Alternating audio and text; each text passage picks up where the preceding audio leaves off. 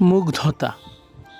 জীবন যেখানে যেমন এখানে ঠিক তেমন, নেই যেখানে ব্যস্ত জীবনের তারা, সহজ সরলতা নিস্তব্ধতায় ভরা।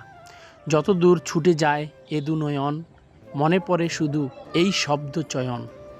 ওহে জ্ঞানী গুণী মাটির মানুষ, দেবকুমার, আত্মিক মায়ায় কেড়ে নিয়েছ যে মন সবার।